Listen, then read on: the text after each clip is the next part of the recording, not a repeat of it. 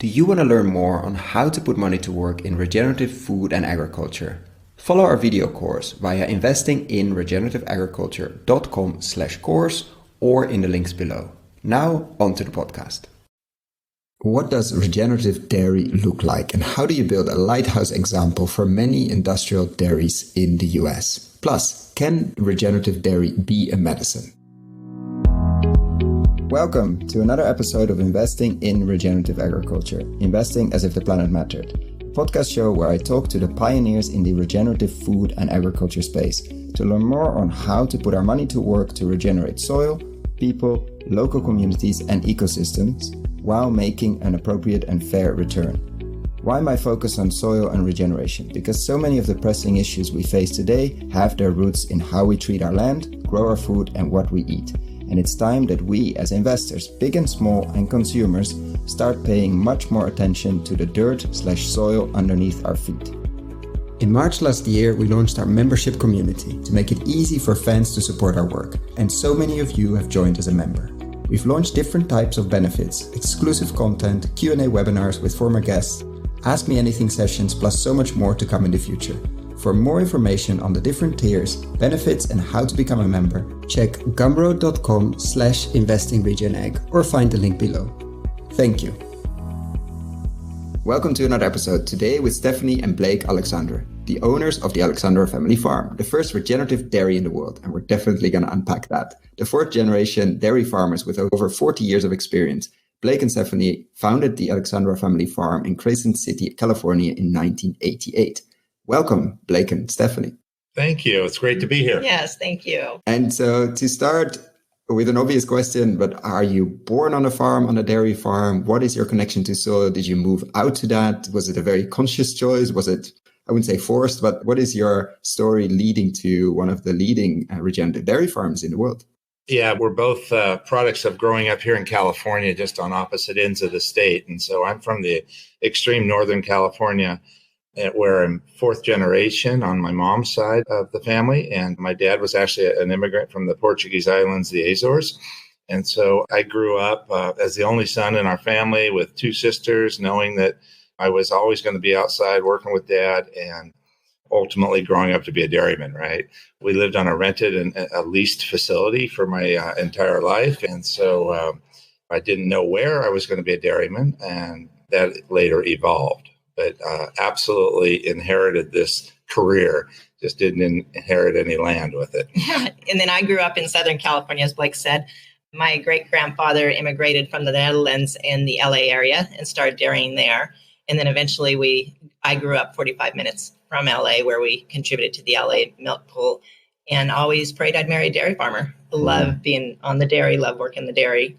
So met Blake at Cal Poly, San Luis Obispo in college about 38 years ago. And was there any, for both of you actually, any doubt ever to not be a dairy farmer or not be a farmer at all?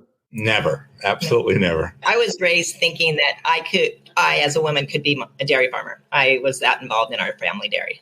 And then you both mentioned, connections to the land, but not necessarily the land where you're now. How did you find this land? How did your life journey lead to this specific pieces of land, which is quite large? And how deep are the roots now, basically? So we got married and first worked for my father for only about 6 months, just really kind of getting our feet on the ground, knowing that we were going to move out onto our own somewhere. And a facility down in Southern California, Los Angeles area, where Stephanie's from, came available. And so we went down there and started a partnership with her parents. And we were in that region for almost 4 years. At that time, this land came for sale up here where we currently call home in Crescent City, which is about 100 miles north of where I grew up, but it's a very similar region. It was a grass-based dairy area. And so for me, it was like coming home. And so we made that big move about 30 years ago to come here to this farm. And it's a very different place, very different climate than where you grew up, Stephanie. And because you mentioned already the far north of California, and this is even 100 kilometers further, 100 miles north. So this is just describe visually, because we're on an audio tour, obviously, what the land looks like when we close our eyes and we're imagining visiting. Wow. When we bought this ranch, it was one of those feelings how beautiful it is here. And we as farmers realized, oh my goodness, we are the true environmentalist. We've got to make a difference with this land. We now have children when we were moving here and need to be mindful of all the things we need to do right for the land. And growing up in Southern California, yes, I missed the heat, but it didn't take long. I think more importantly, I missed family. And as we grew our own family and the kids started school, then you become friends with many people who also become family. Yeah, so for your listeners, I would first describe Southern California and much of the environment where the majority of the milk in our state is coming from is where you've got large confinement farms where the cattle are living in a corral and being fed on a feed manger. And in Southern California, sometimes the air quality was not so good because we were so close to the metropolitan area of Los Angeles. And so I used to just say, wow, this is a bad environment for cows and people. It really was. And so when we come here, to close our eyes and describe where we are now, it's just an absolute beautiful setting.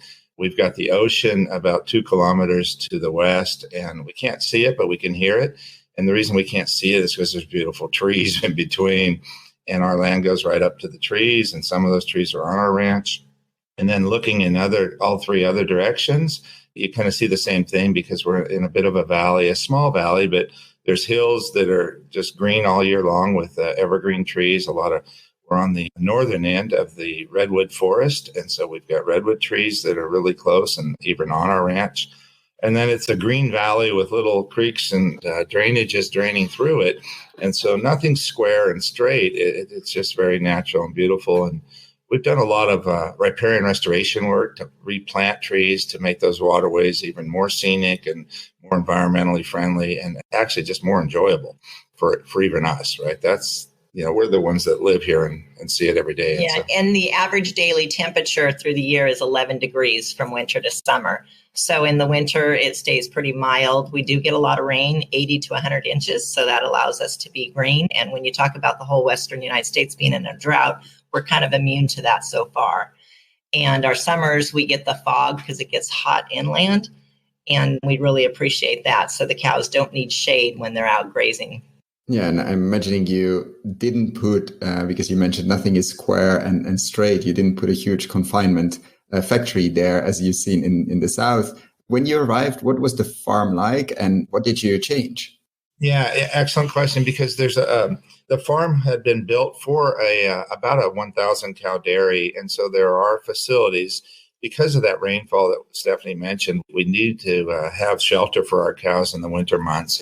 And that's a period of maybe 2 to 4 months, depending on the weather and the individual year.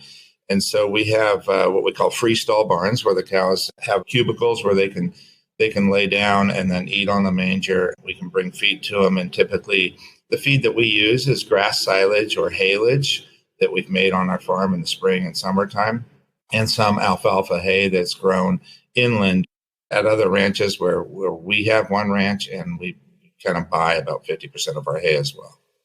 So how did it, there's many parts to that question. How did it change in the last 30 years? Let's say first the farm, apart from all the riparian zones you planted, but like the farming of the cows changed a lot over the last years? Yeah, it's interesting. So things have changed because when we purchased this facility, we were basically milking 1,000 cows 3 times a day, kind of a high yield production agriculture model that we had been trained to do from our college upbringing, and certainly all of our peer group and folks in our generation were kind of reaching out and doing that larger scale dairy. It just wasn't comfortable for me because we've got grass across the road or grass in the back of the fields that we're going out and harvesting at 3 or 4 or 5 cuttings, grass haylage, and all we had to do was open the gate and let the cows out. And so it took us a few years, but in 2001, we had a big fire here on the farm, and it burned down some of our facilities, our shop and our feed barn and our electricity. And so we had to regroup immediately, and it was a very challenging time. And so from that day forward, we started milking the cows just 2 times a day. And then real soon, just a number of weeks after, we started grazing again, and just really shifted from that high yield production ag into I'd say a more sustainable model, which is, the way cows have been milked around the world forever. And so we'll just step back to doing what our grandparents were doing.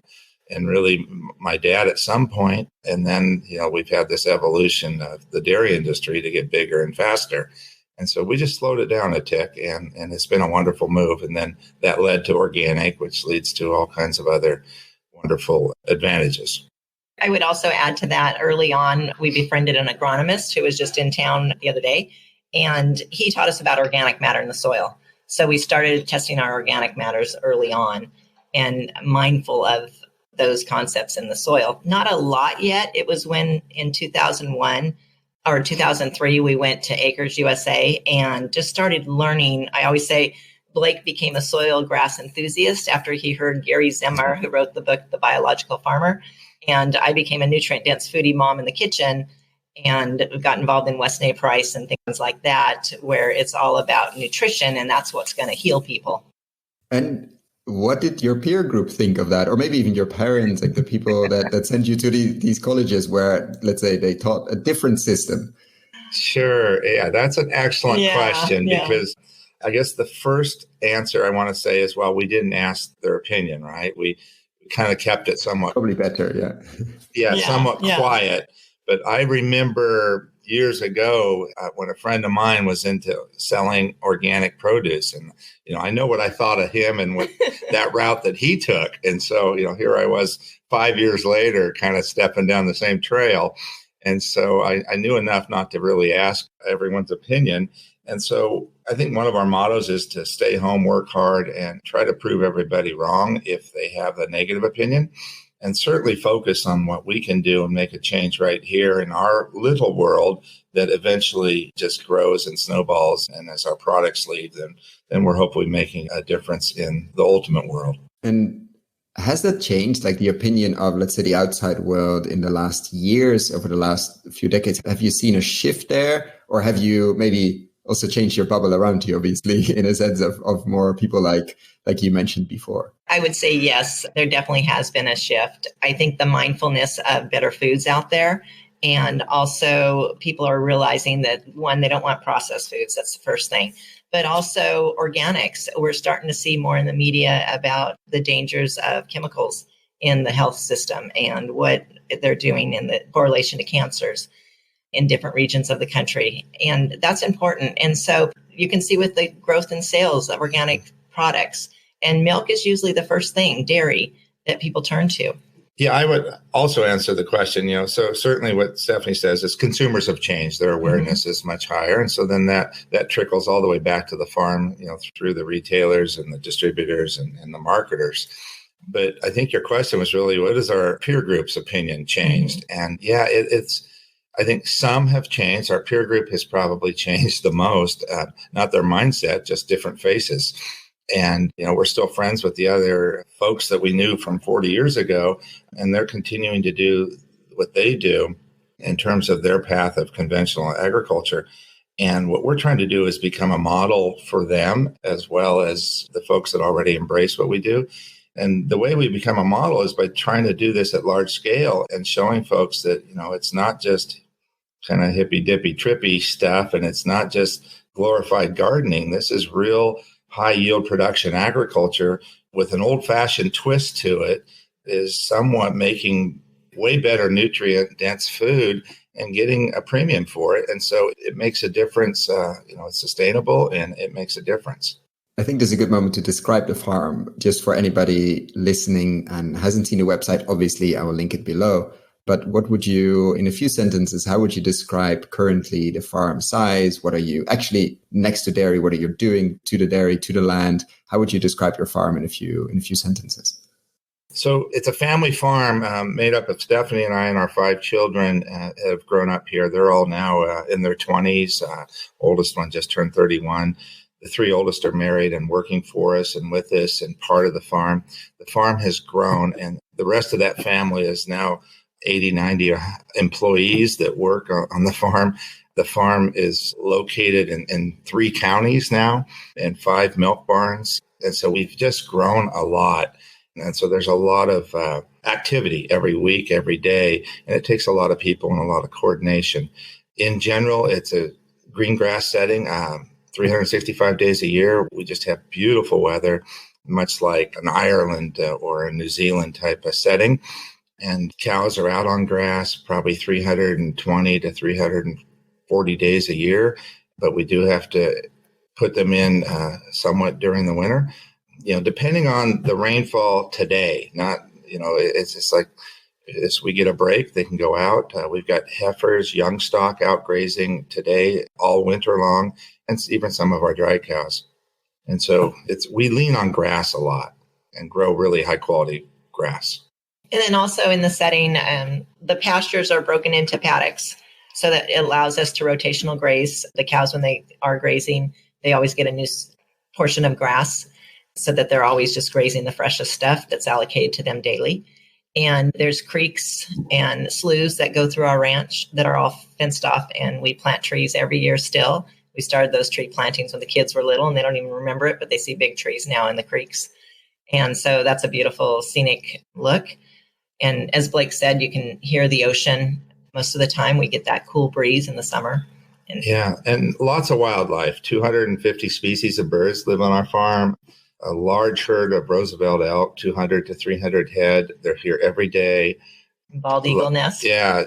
We've had an Aleutian goose, Aleutian Canada goose was an endangered species, and now it's really recovered wonderfully to where it's actually hunted now. And so our farm has been a big part of that recovery over the last 20 years, and it's brought us a lot of really wonderful attention, and we're quite proud of that. And so we've just tried to create a wonderful place for us to live because we're here every day, and our employees and their families, and of course our families and the next generation. And we actually have a couple of grandkids now that also live here on the farm, and we just keep trying to do the right thing at every turn. And do you remember when you start, let's say, the rotational grazing or started to go beyond organic? Was it relatively recent? How did you discover, let's say, this world beyond the let's say, industrial organic that came in, obviously, not so long ago? Yeah, I grew up with my grandfather and my dad rotational grazing somewhat. And then I would say 50 years ago, we started not rotational grazing, kind of opened up all the gates and let the cows wander through the pastures. And there was a movement away from the intenseness of the old-fashioned style, if you will. And then there was a really great awakening, I'd say, in the late 1970s with Alan Savory and Stan Parsons came to the U.S. and started talking about rotational grazing, and electric fencing was starting to become a practical reality. And so we started doing some of that. Anyhow, it's really just evolved from there. And so that's kind of my general understanding. And a company, Clover Stornetto, was recruiting organic milk in the late 90s. And we learned about it. And at the same time, friends of ours were starting a big dairy in Kansas, milking 10,000 cows. And we were getting the same price of milk. So we decided to go down the organic route. It was a business decision. Yeah. So we were trying to compete in that industrial model realm and realizing that, that was silly, almost stupid, in fact. And so let's milk these cows twice a day. Let's turn them out on grass twice a day. Let's let the cow work for a living and go back to nature and growing grass in a simple model and burning less fuel and less mechanical harvesting of forage. So the organic market came along and allowed us to do that, giving us a premium. And so we could take the production hit and financially survive. And it worked really well for us. Yeah. And just slightly before that, and I didn't think about it till we're talking to you now, is that we had hired a consultant, 2 people, to come into our farm and go through our books and what we're doing and this and that. And then, we paid him money. And then his letter to us back was the only thing he could recommend to us was bankruptcy. That was not an option. We're fighters, and, we bit this big bullet to have this farm, and it was just Blake and I and the equity on our back, and we persevered through that, and we learned stuff from them, but we moved forward. Yeah. So I guess we didn't tell you how big the farm is in terms of acres. When we first moved here 29, almost 30 years ago, we bought 556 acres. And then within a few years, we leased another 300 and then another ranch. And so it seemed like we were the only aggressive game in town. And so we now have, close to 4,000 acres here in this valley. Wow. And we've just become a very significant part of this community and growing. And so in total, we manage about 9,000 acres in the 3 counties that we're farming in. So basically, you started to make the switch for economic reasons to cut costs and cut input costs and don't cut the haylage so much and let the cow actually use her 4 feet to actually do it themselves and walk there. And then because you mentioned a shop at the beginning and that burned down, how has it changed where the milk goes and where what you produce goes? Has that shifted a lot, or maybe it didn't, but where does it go now and where did it go before? Sure. Like Stephanie mentioned, Clover Stonetta was our very first organic market. And we had organic milk waiting for someone to buy it. So it was 5 months of making organic milk before we sold a load of organic milk. And so we helped them start with their brand new bottling and label. And then there was another creamery at the same time, Humboldt Creamery, that started as well. Eventually, a little later behind that. And so there was a third one up in Tillamook that abandoned cheese. And so one load of milk would go north and one would go south every other load. And that whole thing has just evolved. And those markets have grown. They've had wonderful times. Some of them went away. Some of them failed. And some of them absolutely succeeded. We now sell milk to 9 different creameries. And 3 and sometimes 4 of them are processing milk that is unique to us with our label. And so we're getting premium prices for that. And then, we're still working with 3 local creameries that are making cheese and making some powdered milks and a little bit of fluid and even ice cream. You mentioned nutrient density, Stephanie, before. How has the flavor changed of the milk over the last years as you got more enthusiastic or more focused on grass and maybe on the cow's welfare, etc.? Has it changed? And if so, how? And what does it say about nutrients?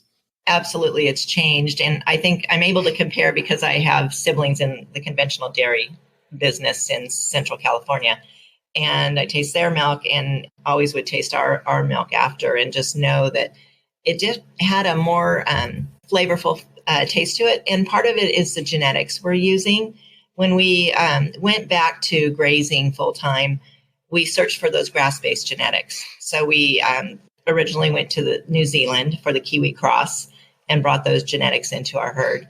And then more recently, we've been more Fleck V, and we've been crossing that into our herd, and that has increased the protein in our herd in the milk, and thus the flavor is so flavorful. Yeah, I would say that the cows have changed, right? The look of our cows. So let's go back to the virtual tour for your folks listening. Our cows are all multiple colors now, and most of them have a white face, which is the German breed that Stephanie just mentioned, Fleck V. And we really love those cattle because those are bred for dual purpose, both meat and milk production at the same time. So our cows are a little shorter and thicker, and we have selected for short cows, low, small-framed animals that are more medium and moderate size.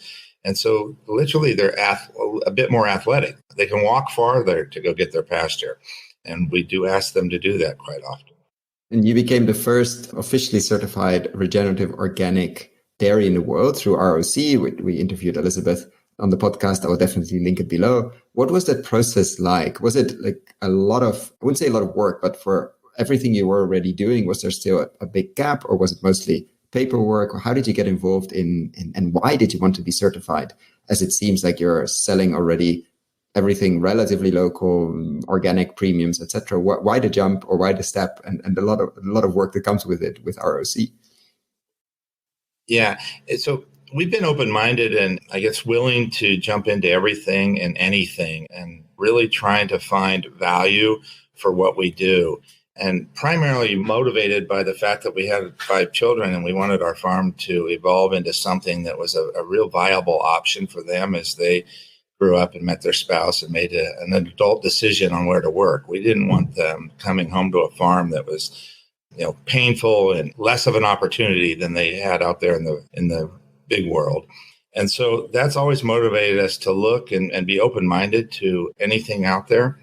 So as this regenerative stuff came along, it was in our minds just a new word for explaining what we had already been doing and understanding, through building soil and grazing cows and managing grass correctly.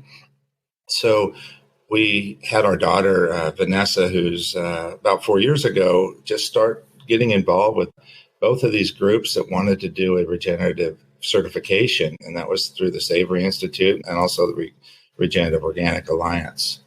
And I would also add that we've known Elizabeth since we went organic, and she, through the years, I had given her a Weston A. Price cookbook, Sally Fallon's Nourishing Traditions. So she knew our passion on the kitchen table as well, not just on the farmland. So when the pilot program started, she asked us to be a part of it because she wanted real people that cared all the way to the end product. And we've always had the attitude that we want to be part of the development, part of the solution, part of the future, and not just sit back and throw darts at the program and the pieces that we don't like. And often these programs come and they say, well, you're too big, you're too this, you're too that, and too many cows. And so we've been really trying to prove to a lot of folks that we can do organic and we can do it right. We can do regenerative and we can do it right. And we can do it at scale. And I think that's really the biggest contribution that we're going to eventually make to, I'd say, the U.S. agriculture first and hopefully the world next. But we've got to help large scale farmers understand that there's a path out of this extraction agriculture that they're currently in. And there's consumers that will reward them and retailers that will reward them for that. Yeah, and the end game is better food for more people. That's important. And then also saving rural America, our rural towns, giving examples of regenerative approaches that maybe they're not going to go organic, but maybe they can have longer grazing seasons or warmer soils or just all those good things that would benefit their farm. And beyond the dairy, what else do you grow? Like, how complex is your system? I mean, you already mentioned the double function cows, obviously on the meat side. Are there other things you grow, other things you rotate? What does your system look like beyond the dairy or the double function cows? So in 2005, we toured Pennsylvania with our children and came home and took an old hay wagon and built a chicken coop, a portable chicken coop on grass. And that has evolved now to 40,000 hens for egg production in grazing coops that get rotated twice a week. So they always get new green grass. And so we have an egg business as well. We named it Alexandre Kids because it was really the kids' business. It was about raising kids. And we are excited with how that kind of took off. And that also showed us how to be in the marketplace, develop a brand, distribution. We did a lot of self-distribution in that business. And those chickens are rotating through the pastures. Yeah. So as far as diversity of what else we do, in cropping, we do very little. The diversity is all in permanent pastures, and we keep adding new seeds and new plant varieties within the old pasture. And so we are really not farming. We're not disking, tilling, and doing things like that. And so, it's pretty basic. We've got meat, milk, and eggs. That's what we're producing. And everything we're doing is growing feed for our cows, and our chickens are grazing on their section of ground, and we bring in cattle to kind of clean up the grass when the grass gets too tall for the chickens. They get uncomfortable when it's a little too tall. So that's it. It's kind of in harmony. And do you have any plans for the tree side of things, the agroforestry? I mean, you've been planting a lot of trees, but also on the production side, or that's really a completely different game? We have such a wet climate that having trees in the middle of a pasture is the cows are going to shelter up under it in the wet, cool situation. They don't need shelter from sun here. We are really cool. And so it's probably not a good fit necessarily. So our trees are all on the edges and around the riparian areas and the drainages. And I don't see us harvesting those much, a little bit, but not really. It's more just providing beauty and habitat. And of course, there's an ecological effect, I think, even in the fields and windbreak and things like that. But as far as silviculture and things that can be done in a dry climate or drier land, I just don't see that working in our setting. And what are you excited about? What's next in terms of the farming or maybe the selling side as well? Like, what is exciting? We're now talking the end of 2021. What are big projects coming up or big things coming up that are exciting in your farming life? I would say right now we are excited with what we're doing because we launched a dairy brand and we went national earlier this year, and watching those sales grow as we get people talking about regenerative and our A2 organic milk, where it's the digestible protein. That we're just excited about right now. Investing, we don't want to start anything else because we are trying to make it. And that's, an expensive launch. I think what she's saying is we need to get refinanced all the time and refinance our real estate because we keep growing and outgrowing our business model. I also would add to that exciting part that I think we're getting more involved with regenerative A2 powdered milks. And so we've been able now to segregate our milk through systems and make some really great powders. And so now those powders can move around into new products. And some of those new products are in the center of the store for a change that aren't in the refrigerated section. And, infant formulas, toddler formulas, and cheese crackers and different things. And also, I think we're going to have powders that can make their way into the world market, working with a fellow in Australia and another broker here in the United States, and kind of partnering with them to discover and develop more opportunity. Right now, food companies don't have an ingredient that says we need A2 organic, regenerative milk. Just for background, what is A2? It's a specific type of protein. Yeah, it's a reference to the protein in the cattle industry all over the world. Somewhere 1,000 years ago, there was a mutation of a gene where a histidine jumped in where a protein was on this amino acid chain. And for a lot of people, they can't digest that milk. And so they believe that they're lactose intolerant. And so that's the common term around the world. And yet it's probably not the lactose or the milk sugar that's causing problem. It's the protein. And so with a simple hair follicle DNA test on cattle, we can discover what genes they inherited from both of their parents. And we're looking for the females that got an A2 gene from both parents, and we refer to those as A2 cows. And then we know that milk is more digestible for most folks. And that's obviously, it's relatively new, right? I think that the DNA testing there was always expensive. Yeah. The last 15 years. Right. So all mammal milk is A2. Breast milk, goat milk, sheep milk is A2. It was just the modern dairy breeds that had this mutation. And I mean, this almost start touching upon food as medicine, or definitely the nutrient density side of things, because if you cannot digest it and it causes a lot of issues, obviously you're not going to consume it. Have you seen, I see a lot of talk around it, and you, Stephanie, are definitely more in that world. Do you see it bubbling a lot more the last, let's say, 18 months or 2 years, like this whole discussion of food as medicine? Is that something you're part of as well? And what do you see happening there? Absolutely. We get a lot of anecdotal information from parents of children that are autistic, that when they drink regular milk, their autism is more aspirated. And when they drink our milk, they're very calm. Also, parents tell us their child with seizures. We get calls all the time about people who can't drink dairy and they can digest our dairy. We've gotten people that have told us that they thought it was raw milk and they could drink the raw milk because it still had the lactase enzyme for digestion of the lactose, but they still had autoimmune diseases. And then they switched to our milk, which is VAT pasteurized, a mild, slow pasteurization, or also ultra pasteurized for national distribution. And they're able to not only digest our milk, unlike other milk on the shelf, they tell us, but their autoimmune diseases disappeared. So there's a link to a lot of health issues across America or across the world that have to do with milk that had the mutation, the A1 milk. And we're bringing people back to dairy. We're talking about the protein in milk. And in America, there's a lot of sensitivity to gluten, the wheat proteins. And it's the same thing. Well, it's a sensitivity to a protein. That protein's not digesting. It's going through your gut defenses. And now you have this foreign protein called beta-casein morphine 7 floating around through the body. And there's a lot of autoimmune diseases in America. And it's part of the food system. And it shouldn't be. Food is medicine. One of the exciting things that we learned, and this knowledge came out of New Zealand in a book called The Devil in the Milk. In 2007, we read that. So by 2008, we were starting to test our cattle. And we had to send those samples all the way to New Zealand because there weren't any labs in America that could do that at the time.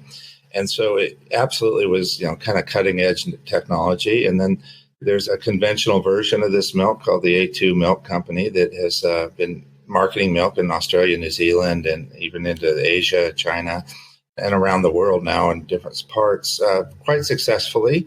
And so we simply wanted to be an organic version of that, and we couldn't get anybody to do it. And so we had to start our own brand and our own creamery and processing to accomplish that. And one of the really exciting things, the guy that wrote that book got back to us, was our daughters have studied in New Zealand and at the university that he did his work at. And he sent us kind of the update to the book where they had connected this to SIDS, or sudden infant death syndrome. And so, babies are raised on mama's breast milk for as long as they can, and then they switch over to a baby formula that now might have a one in there, the devil in the milk, and it just causes respiratory system to slow down, and it's a sad deal. And so those type of things are yet to be common knowledge, and we hope that what we're saying is the truth, and that we can be part of the solution. Yeah, there's more studies that are needed. Yeah, there's definitely a lot. But I think the milk space is interesting because it's often the first organic things people buy as they're getting children. And then it's a nice gateway into a lot of other things, Greg of Farmland LP called it the great gateway drug into organic is often milk, organic milk. But what would you tell, let's imagine we're in a theater, we're doing this in person, which we'll hope to do at some point, and the room is full of investors that are interested in the food system, that might have even invested in, let's say, milk alternatives as well. They're very interested in protein, they're interested in this space. And we're having this discussion on stage. What would you tell them, obviously without giving investment advice, but what would you tell them to look for, to dive deeper into, to start digging? Like, where should investors spend their attention, and maybe at some point also make investments after they've done their DD, obviously, their due diligence. So where would you point them to learn more about this fascinating space of regenerative dairy? Yeah, I think the big picture needs to start with this industrial revolution that we have, and that we've had certainly in the United States, and I believe around the world, where food just got cheaper, faster, and less nutrient dense. And so what did we learn from that experience? That extraction agriculture where we were using a lot of chemical fertilizers and chemicals, period. And so what investors or what new money should be looking for is an opportunity to change the food system, and an opportunity to help farmers understand first why they should be growing things regeneratively or organically. I personally say regenerative first. I don't care so much about organic as a certification. I think that, treating the ground appropriately and honoring the system that we've been given and the biology that lives in the soil, and then understanding that and not doing things that harm all that, ultimately brings yield efficiency and more sustainable profits to the farmer and the rancher. But they have to somehow get weaned off of all the current system that they're addicted to. And there's a lot of stories and a lot of education that needs to take place first on the ground at the farmer level. I think the consumers and the retailers are already kind of getting it, like Stephanie was mentioning. And so there is a demand for it. We just now need to somehow show the farmer how to get from here, point A to point B. And I think an investor needs to know the farmers and needs to see what's happening at the ground level to have confidence in the system they're investing in if they truly want better foods out there for more people. That's our end game.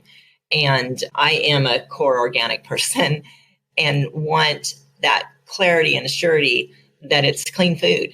And especially when it's coming, it's right here. I like to know my farmers where we're getting our fruits and vegetables, but I know not everybody can. An investor who's investing in some consumer product or a farm needs to have an understanding of the soils and what they're looking for, or hire the right people that can give them the right advice to put their money in the right funnels. And I would also add to that, I said I focus on regenerative first, because when you focus on the soil and you start to understand that, and farmers become aware, they're going to automatically lean towards organic principles, and they're going to stop doing some of the harmful things. And ultimately, then organic becomes really simple for them. Mm-hmm. But right now, it's often when we talk to our peer group, we've switched churches and we've switched religions from where they're at, in a sense. And so I think if we could tiptoe into this and start at the soil and not ask them to switch churches, just a few religious principles in regards to soil, they will evolve at a faster rate and we can truly affect more people. And so that's kind of where I'm coming from with that. Do you see that like in your groups around your neighbors or people that visit the farm? For sure, you've had many people stepping onto the farm and seeing the differences to their farm that might even be relatively nearby. Have many made changes as well? And if not, what is keeping them from doing like you do or copying? We often see that the neighbors are not changing as well, and especially the neighbors around these pioneering farmers. For some reason, they keep saying this is a different climate or different soils or all kinds of excuses to come up why it shouldn't work or couldn't work in their farm. What has been your response when you see or you get those answers from your neighbors or further away neighbors that somehow see with their own eyes how it could be done, but still not take the plunge? Yeah, we could talk all day on this subject. You're never a prophet in your own land. Yeah. Let me just start right here locally. We've got a handful of other neighbors, and one of them often would say, I don't want any of those weeds growing in my field that you've got, Blake. And he's referring to the chicory and the plantain and then some herbs that we brassicas and, all these things that have helped our soils. And he doesn't want any.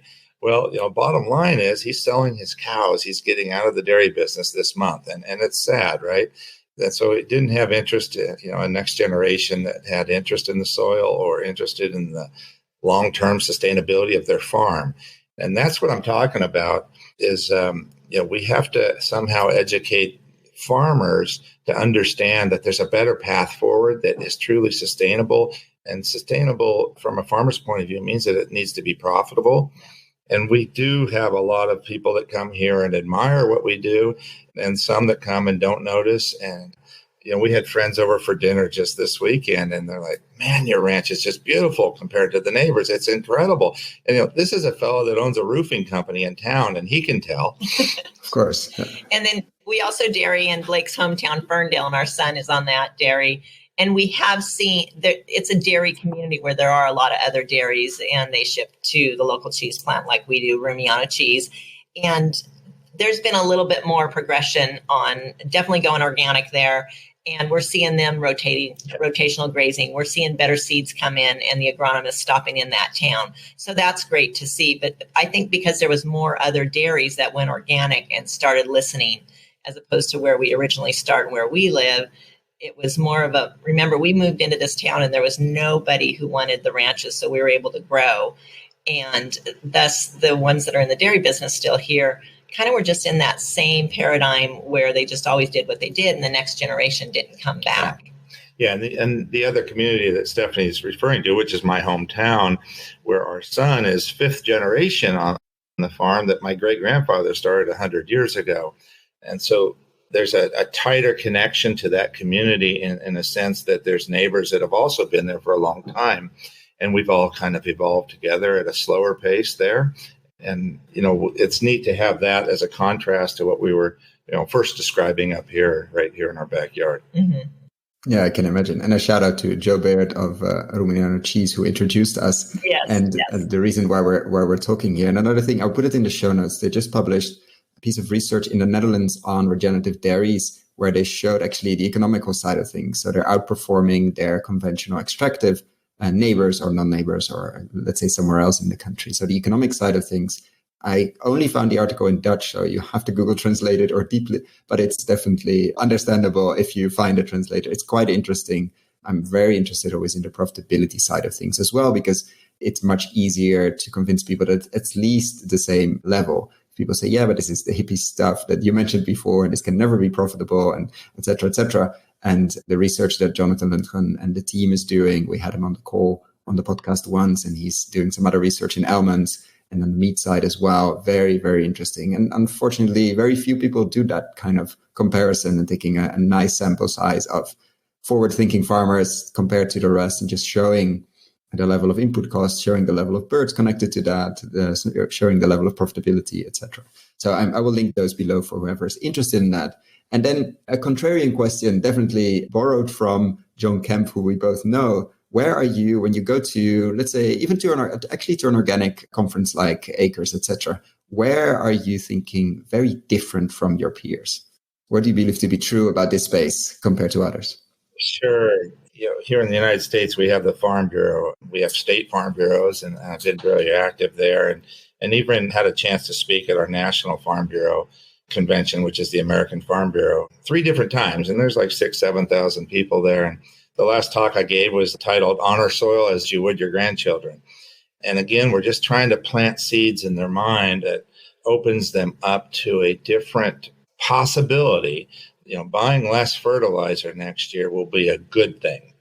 And especially this year that we've got this crazy economy blowing up and inflation absolutely out of control, and literally fertilizers in the supply chain, fertilizers might double, triple, or quadruple in cost. And so my eyes, I'm saying, there's a great opportunity for these folks to start scaling back, because they've been in a cycle where they have to keep adding nutrients to get a marginally smaller return of yield. And maybe we'll get their attention this year. And do you see that already? Do you see, like, this year, do you get more people calling back saying, but you said that a few years ago on stage somewhere, or I read something about your inputs? Do you see any signs of that? Absolutely, I do. In fact, I'm thinking of a young fella we were at college together. He's not that young. He's 2 years younger, but he... 18, let's say. Yeah. What you said was phenomenal. And I thought about it later, and I went and listened to Alan Savory's TED Talk, and I learned. And so I get what you're talking about. And then that led to him talking to somebody else. And then that led to me being invited to talk to the California State Board of Agriculture. And I just got written up in a magazine about that talk. And so we're now asked to speak, podcast and different events all the time. And so, the world's kind of opening up and listening a little bit to what we have to say. And so, again, I love your question, or John Kemp's approach. What would we do and what would we say? And it's not an easy answer, but I do know it starts in the soil, and it starts with honoring that system of the ecology and the biology that's happening in the soil and understanding it. And most farmers, as we got educated, didn't learn. That's not what they're teaching at universities. Right. And I think, as we know, a lot of your listeners probably understand their gut health, and that gut health is so important to your whole being. And it's feeding that healthy gut and making that healthy gut. And the same with the soil is the gut of the plant. And we just always got to be concentrating on that soil and making it healthier and healthier, because that's going to grow healthier plants. And if you could change one thing overnight, so you have a magic wand and you could change one thing in the food system, or even in the general ecosystem where we live in, what would that be? Obviously, you can both answer that question very differently if you want to. Yeah.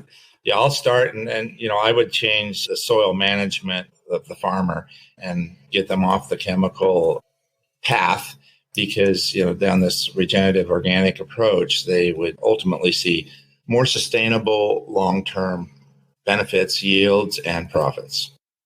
Mine's probably a far off dream, but when you get investors investing in agriculture or investing in brands, and they multiply it and sell it and multiply it and sell it, at the end of the day, it's always cheaper priced to the farmer at the farm gate. And it would be nice if there was a system where a brand was maybe sold or maybe not sold, just invested in, so that farmers can sustain and have enough runway to get that regenerative system implemented, and therefore turn their system into profitability. And then it's held somehow, not resold, because eventually that farmer loses again. Yeah. And we've certainly seen that with large brands and international brands. And, yes. And just, absolutely have seen that. And so I think, to be more specifically clear here for everybody, is in both of what we're talking about, when I say that, we need to detox, normal chemical agriculture, there's a downside there, and somebody has to fund and finance the farm through that down cycle until, they kind of pick up momentum on the other side, and it starts snowballing in a positive direction. And so often we need to get paid more for our regenerative products. And that's actually not part of the current system, because, consumers want faster and cheaper generally. And then there's this segment that's probably listening to us right now that is willing to pay extra. We just need to get all the institutions involved and get them willing to pay extra as well and understand that they've got to pass more of that on to the farmer. And for us personally, our starting a brand, buying the additional agriculture has all been on our own equity, our own backs. And we are searching for refinancing. We are maybe searching for that right kind of investor that would come in and help us, but not to sell it. We didn't build a brand to sell it. We built a brand to bring health to our farm, health to our community. We want to better our community, which is where all the families live here around us and our team. It's not about building a brand to sell. And what would you, let's say you're not the farmer, tomorrow morning you wake up and you are on the investor side. So you have a large fund, let's say $1 billion or 10 billion, because $1 billion lost a bit of its largeness over the last years. When I started asking this question, $1 billion was a lot, but not so much anymore. But let's say you have almost unlimited resources. What would you focus on? I hear transition finance in both of your answers of the question before. How would you partner with farmers? Or would you maybe set up something completely different, invest in technology or invest in monitoring? Or what would you focus on as an investor if you had those resources to invest or put to work? Yeah, that's a great question. It's a big number, right? And a wonderful opportunity. And, so I would start from a local perspective here and work from, we need processing. We need products that can then reach out across the country and across the world. And like I mentioned, powdered milks and powders and high quality infant formulas. The world desperately needs that stuff, and they need it all over Asia and just everywhere. And so that's one step. We need to add value to the farmer's products. So we sell meat, milk, and eggs. We need value-added processing that complements what we do, that then makes those foods more available to more folks. And we need that here, but we need that collectively everywhere. Yeah, especially meat processing facilities across America. They shouldn't be centralized. We need more rural ones. And who's going to all project manage that? Yeah. But getting the right investors and the right people in the place, they have the tools. So last week at Acres USA, we had an opportunity to sit with our good friends, Will and Jenny and Jody Harris from White Oak Pastures in South Georgia. And Will and I have connected many times, and he's about 8 years older than I am. And so I look up to him and try to follow his lead. They invested a lot in processing. Yeah. Yeah, yes, exactly. Yes, what he has done in this, quiet little community of Bluffton, Georgia, is just phenomenal. And it was his walk away from conventional agriculture into a different model, which is regenerative and organic. And it's led him down a really cool path, and where he's, built processing for poultry as well as red meats. And then that led to some visiting stuff and more employees. And so then he had to open a little on-farm restaurant to feed folks. And then the community starts coming, and pretty soon the little town is waking up, and he and they are a big part of that. And so now they have a general store, and they do leather processing and so on and so on. And it just keeps snowballing, and it's just absolutely wonderful. Will made the comment in his presentation that every county in the United States needs a White Oak Pastures, yes, or small community development program, if you will. And so we came home and we're thinking about that. And we need to be that shining star in our community. And then we need to help others do that in every community. And so, we've industrialized agriculture in our food system, and we need to step back and try to build smaller processing centers for cattle and slaughterhouses and different things and localize that again. I think there's absolutely room for that. Here in the United States, we've watched beer, drinking beer from 3 or 4 brands 50 years ago to now there's, hundreds and thousands of them, and all these little microbreweries. And the model has worked to kind of, reinvent that system in a kind of a looking back method. And so I believe there's room in agriculture for that, and there's consumers absolutely willing to support it. Now we need the big money to support it and help us not build theoretical farms, but come out and finance as real folks and make it happen kind of 1 acre, one hectare at a time. Yeah, I think it's fascinating, the beer example, because it didn't only lead to much better beers, but also to, I think, a lot of space for farmers to grow barley and other rotational crops that they normally would feed somewhere, and a lot of specialty grains that suddenly they had a market. They have a market because they were looking for very specific flavor profiles, very specific origins, et cetera, et cetera. Something we've always seen in wine, and now suddenly saw in beer. We see it in coffee as well. We see it in chocolate. We see it in these high-end places, and we slowly start to see it in the rest of the space. I will link some links for anybody that doesn't know Will Harris and the work they've been doing. And it was a great podcast, I think, with the Sustainable Food Trust and some other. They were one of the first ones actually that did an LCA on showing the carbon positive side of meat, which of course led to a huge shock. I will link that one below from Qantas as well, which is very interesting. Some nice infographics there to show what's possible, even taking into consideration methane, which was a whole different topic we're not going to get into now. But it's definitely a leading example. And I think they ended up buying and refurbishing and restoring houses there because his staff couldn't find places to live in the town because they were all run down. So it's let's say an impact on many levels. Yeah. Yeah, he's truly regenerated or rejuvenated an old community and made it prosper. And now it's got a long-term future, and it's attracting young people from all over the country, all over the world, and certainly from his own family, right? And so that's really, really good. But let's not forget the risk he took and the money they put on the line, stepping away from, I've heard a few podcasts with him where he described how much easier it would have been to stay in the conventional system. Yeah. And only now, I think, with COVID and with direct sales that they started a few years ago, that it started to really take off and pay off these huge processing investments that they've made. And finally, it's a miracle they're still there. Any consultant would have probably wrote them off on bankruptcy, just like you, over the last years, and they're still there, luckily. But it's a miracle. They made it work against all odds. We absolutely all share those same stories. And Will and I were talking that, we both grew up absolutely knowing that we were going to run the farm, right? We're going to be farmers.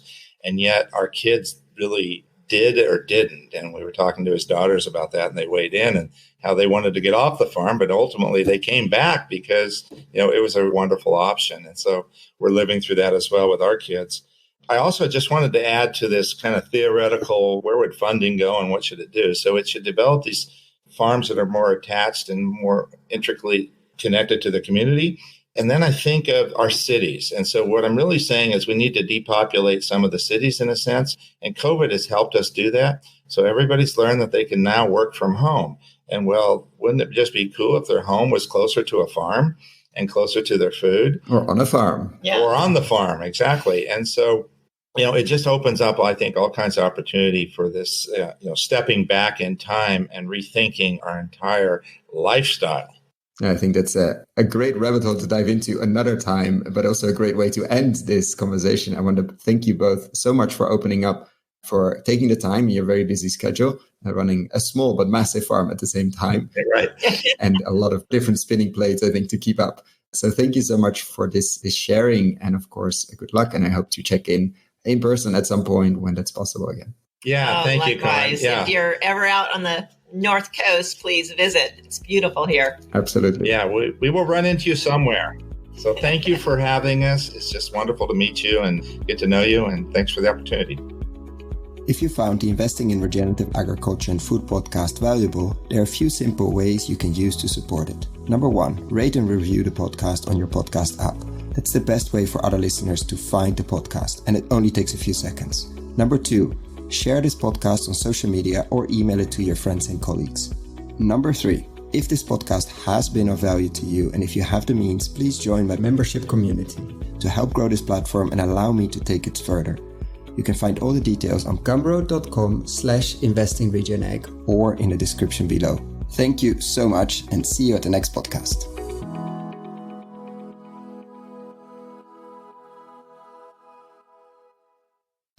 Dear friends of the podcast, I'm super excited to share with you the online video course Investing in Regenerative Agriculture and Food. How to put money to work in regenerating soils at scale and growing a lot of tasty food while doing it. Why are we doing this course? After 100 interviews and more than 100 hours of audio asking the question how to put money to work in regenerating soils, and have been following the space since 2011 and recording these podcasts since 2016, we thought it was time to share our lessons learned. What have we seen in the space over the last years? How have we built our decision-making framework? What to focus on with the podcast? How have we picked interviewees? And what questions should you ask? What is happening in the space? What should you read? What should you listen? What should you watch? How to approach this space. For whom is this course? You, the soy builders and investors in this space. The soy builders, people working in this space, entrepreneurial farmers, fund managers, vehicle builders, crowd investing, platform builders, agtech companies, farm-to-gut food companies, permaculture, key line designers, holistic management consultants, etc., etc. People that are building soil at scale. And the investors who are putting their own money to work through their family office or as private individuals, or people who are putting other people's money to work through foundations, institutional capital, banks, insurance companies, etc. Is this course free? No. This is pay what you think it's worth. Meaning, I have no way of knowing what this course will be worth to you. And I'm very aware that among the listeners of this podcast, we have people with very different means. So I'm inviting you, if this course is creating value to you, and if you have the means, to consider paying what you think it's worth. Thank you. So what is this course? It's currently a series of 17 videos, mostly ranging from 10 to 15 minutes, plus PDF slides, so you don't have to ride along. We're going to look into why invest in regenerative agriculture and why extractive agriculture is so risky, how to invest, what kind of frameworks you could and I think should build, what to invest in, what kind of co-investors you could find, or what kind of investors you could find if you're a soy builder. Every lesson will have a digging deeper part where I will share what kind of reports, what kind of interviews, what kind of videos you can look into if you want to dig deeper. We're going to look at nutrient density, landscape design, and a lot more. So what is it not? It's not a list of investable deals. Unfortunately, that doesn't exist in this world. We're really at the beginning of the regenerative agriculture and food revolution. It's also not investment advice. Before making any investment, please find professional investment advice. So get ready, get a cup of coffee, a cup of tea, or whatever you're drinking. Click on the link below, sign up, and I'm really looking forward to your feedback.